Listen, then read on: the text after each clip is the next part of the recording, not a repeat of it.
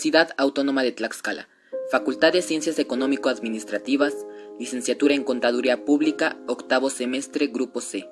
Unidad de Aprendizaje, Medios de Defensa en Materia Fiscal, a cargo del maestro en Administración Tributaria, Ramón Meneses Rosas, en el periodo primavera 2021, presentado por Javier Jiménez Muñoz.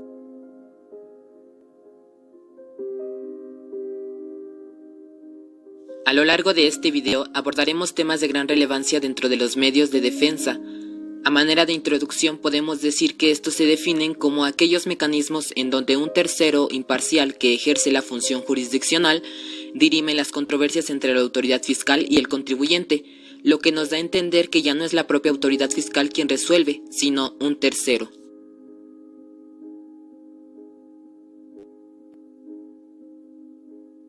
A lo largo de la historia, los medios de defensa han tenido diversos acontecimientos que se han venido presentando de forma paulatina, con la finalidad de poder salvaguardar los derechos y garantías de los contribuyentes. En el año de 1937,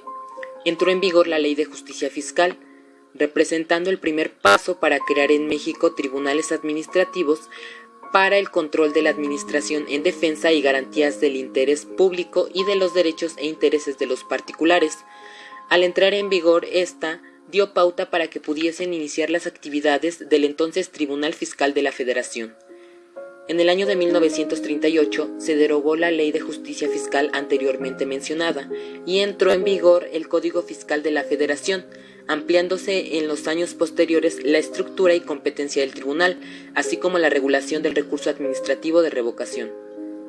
Para el año 2000, el Congreso de la Unión aprueba las reformas en materias trascendentales para el tribunal, como son el nombre de la institución, sustituyéndolo por el Tribunal Federal de Justicia Fiscal y Administrativa. En el año 2004 se crea la Procuraduría de la Defensa del Contribuyente. Para el año 2005 se publica en el Diario Oficial de la Federación la Ley General de Derechos al Contribuyente, entrando en vigor atendiendo a su primer artículo transitorio el mes siguiente al de su publicación. En el año 2006 finalmente entra en vigor la Ley Federal del Procedimiento Contencioso y la Ley Orgánica de la Procuraduría de la Defensa del Contribuyente.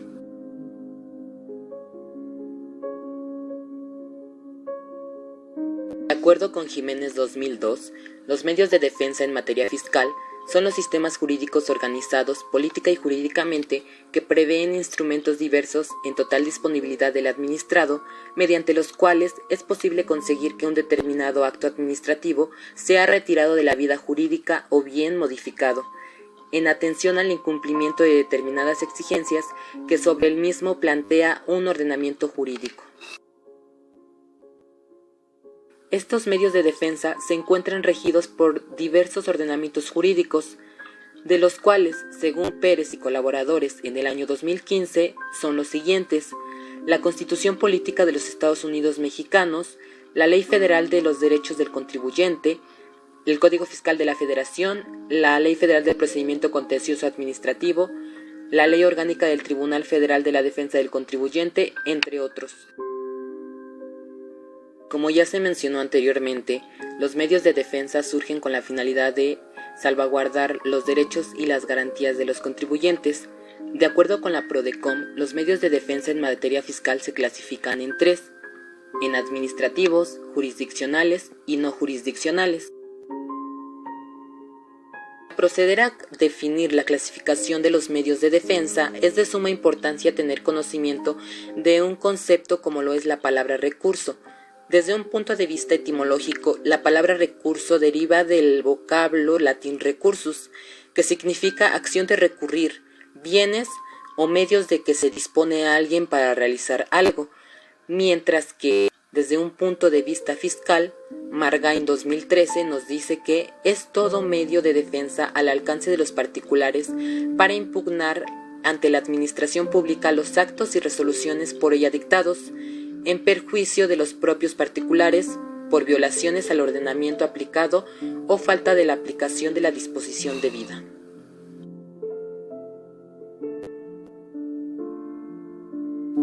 Los medios de defensa administrativa, de acuerdo con Colín 2019, nos dice que son aquellos recursos por medio de los cuales los contribuyentes pueden impugnar los actos y resoluciones de las autoridades fiscales que vulneren sus derechos ante la propia autoridad fiscal. Dentro de los principales recursos administrativos a favor de los contribuyentes tenemos los recursos de revocación, el recurso de inconformidad ante el IMSS y ante el Infonavit, y en su caso el recurso de revocación contemplado en la Ley de Comercio Exterior. Estos medios de defensa se encuentran fundamentados en la Constitución Política de los Estados Unidos Mexicanos, dado que establece un concepto muy cercano al derecho de petición y a la no privación de los derechos de los mexicanos en sus artículos 8 y 14 respectivamente. El artículo 8 establece que los funcionarios empleados públicos respetarán al ejercicio de derecho de petición, siempre que éste se formule por escrito y de manera pacífica y respetuosa, mientras que el artículo 14 establece que nadie podrá ser privado de la libertad o de sus propiedades, posesiones o derechos, sino mediante un juicio seguido ante los tribunales previamente establecidos en el que se cumplan las formalidades esenciales del procedimiento y conforme a las leyes expedidas con anterioridad al hecho. A su vez, el recurso administrativo se encuentra fundamentado por la Ley Federal de Procedimientos Administrativos y en los artículos 116 y 117 del Código Fiscal de la Federación, los cuales establecen lo siguiente. El artículo 16 menciona que contra los actos administrativos dictados en materia fiscal federal se podrá interponer un recurso de revocación.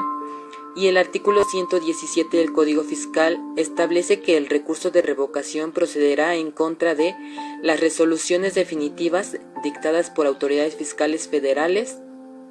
y por los actos de autoridades fiscales federales que exijan el pago de créditos fiscales, dicten el procedimiento administrativo de ejecución, afecten el interés jurídico de terceros, entre otros. Los medios de defensa jurisdiccionales, de acuerdo con Castro 2019, son aquellos mecanismos en donde un tercero imparcial que ejerce la función jurisdiccional dirime las controversias entre la autoridad fiscal y el contribuyente. Estos medios de defensa jurisdiccionales se dividen en dos: en el juicio contencioso administrativo federal, mejor conocido como juicio de nulidad, y en el juicio de amparo. Los medios de defensa jurisdiccionales. Finalmente, los medios de defensa jurisdiccionales, de acuerdo con Nájera 2016, nos dice que son aquellos mecanismos que, sin utilizar la función jurisdiccional, promueven y protegen los derechos de los gobernados mediante procesos propios, usualmente más flexibles.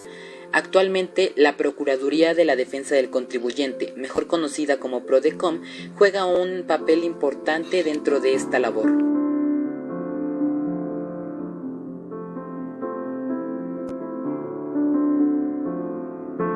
Como ya se mencionó anteriormente, los medios de defensa administrativos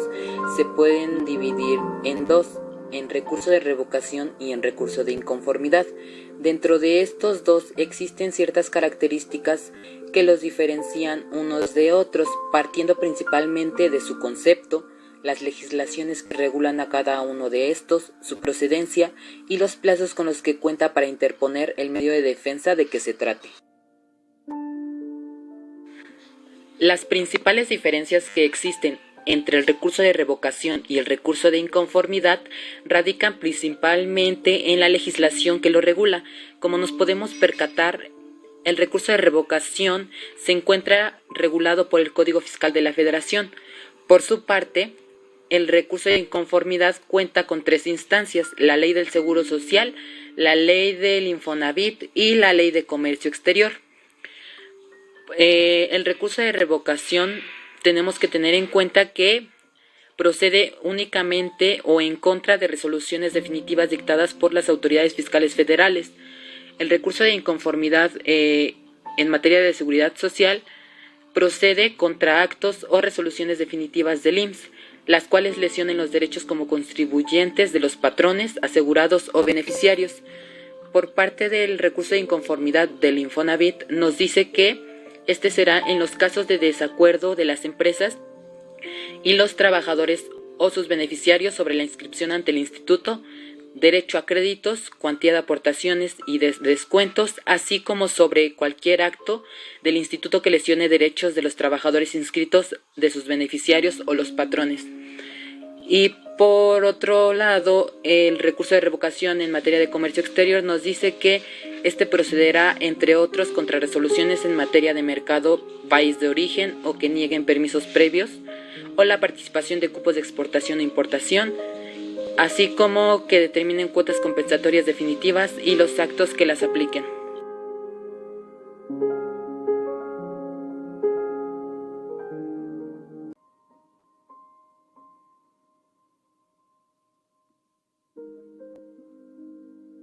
Dentro de los plazos que tenemos para que los contribuyentes puedan emitir su recurso, ya sea de revocación o de inconformidad, son los siguientes. De acuerdo al recurso de inconformidad, nos dice que este plazo para interponer el recurso de revocación será de 30 días siguientes a aquel en que haya surtido efectos la notificación de la resolución definitiva dictada por una autoridad fiscal a través del buzón tributario. Para el caso del recurso de inconformidad por parte del Seguro Social, nos dice que el plazo para interponer el recurso de inconformidad es de 15 días siguientes a aquel en que haya surtido efectos la notificación del acto definitivo que se impugna. Para el recurso de inconformidad por parte de Infonavit, nos dice que el plazo para promover el recurso es de 15 días siguientes a aquel en que haya surtido efectos la notificación de la resolución impugnada. Y finalmente, el tiempo que se tiene para poder interponer el recurso de inconformidad, de acuerdo a la Ley del Comercio Exterior, nos dice que será de 30 días siguientes a aquel en que haya surtido efectos la notificación de la resolución definitiva dictada por la Autoridad Fiscal Federal. Otro concepto de gran importancia dentro de los medios de defensa es la instancia. Para poder comprender de qué se trata, citaremos a dos autores. De acuerdo con Lugo y colaboradores, en el año 2017, menciona que la instancia es el derecho de hacer una petición por escrito a la autoridad y que dicha autoridad dicte un acuerdo, es decir, una respuesta y lo notifique al interesado. Por su parte, Rodríguez 2015 sostiene que la instancia es el acto por el cual se deduce ante la autoridad una petición, por tanto, el acto del interesado que promueve un procedimiento.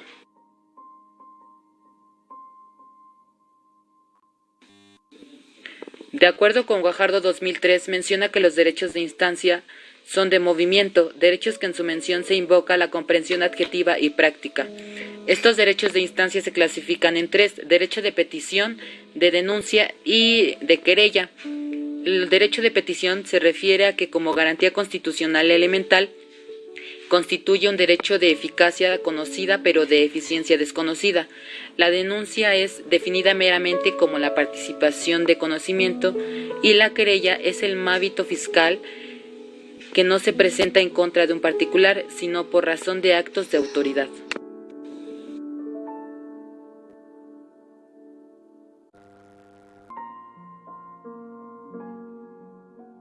El trámite y resolución del recurso administrativo se encuentra fundamentado en el Código Fiscal de la Federación en sus artículos 130, 131, 132 y 133. El artículo 130 hace mención de que en el recurso de revocación se admitirá toda clase de pruebas,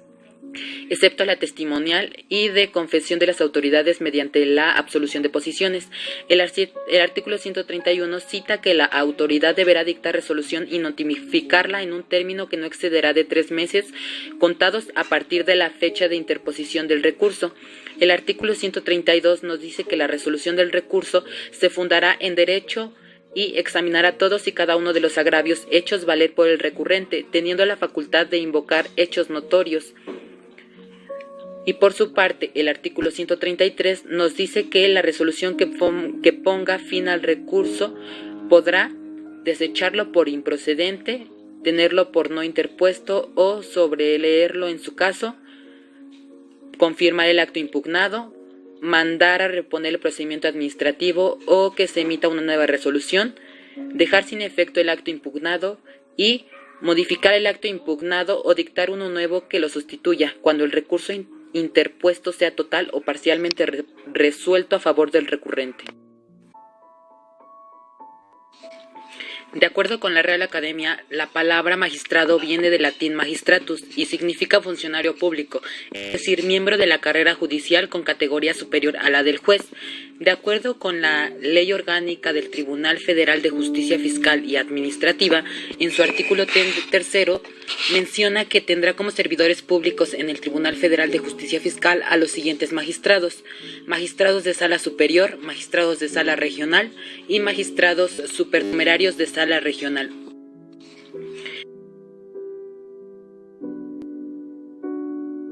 Los magistrados que sean nombrados por parte del Ejecutivo Federal cumplirán con un periodo de nombramiento según sea su caso establecido en el artículo 5 de la Ley Orgánica del Tribunal Federal de Justicia Fiscal y Administrativa.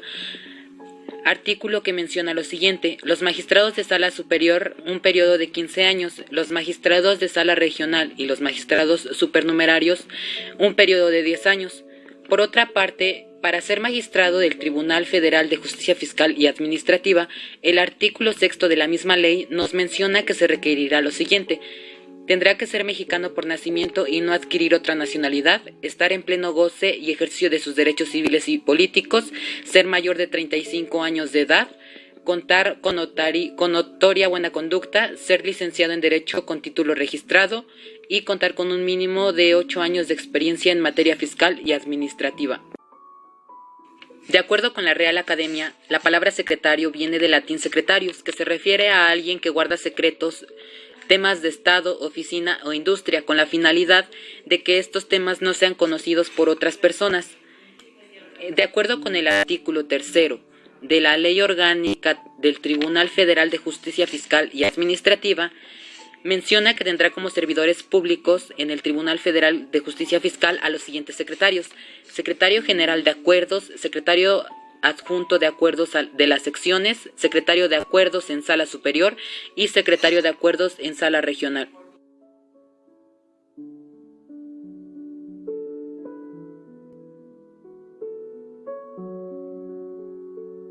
Los requisitos para ser secretario, de acuerdo al Tribunal Federal de Justicia Fiscal, se encuentran estipulados en el artículo 11 de la Ley Orgánica del Tribunal Federal de Justicia Fiscal y Administrativa, la cual menciona que tendrán que ser mexicanos por nacimiento y no adquirir otra nacionalidad, ser mayor de 25 años de edad, contar con reconocida buena conducta, ser licenciado en Derecho con título debidamente registrado y finalmente contar como mínimo con 3 años de experiencia en materia fiscal y administrativa. El concepto de proyectista nos dice que son aquellos que se encargan fundamentalmente de la elaboración de proyectos de resolución de los asuntos que comparten a la unidad jurisdiccional. Los requisitos que estos requieren para poder ejercer como proyectista se encuentran establecidos en el artículo 11, párrafo 5, el cual menciona que deberán de ser los mismos estipulados para los secretarios de acuerdo.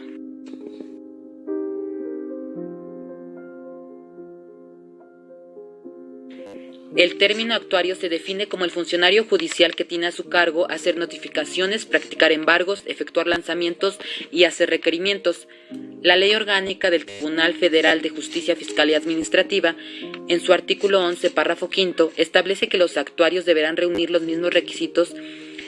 que para ser secretario de acuerdos, salvo el relativo a la experiencia, que será como un mínimo de 2 años en materia fiscal y administrativa.